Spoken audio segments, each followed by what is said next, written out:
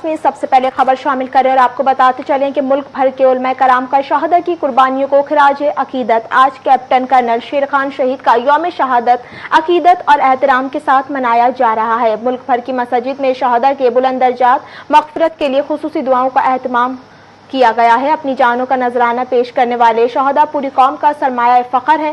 علماء کا بیان، کہا شہداء کی عظیم قربانیاں قوم کی اجتماعی ذمہ داری اور امانت ہیں۔ شہداء نے وطن کے امن، آزادی اور استحکام کو مضبوط بنیادیں فراہم کی ہیں۔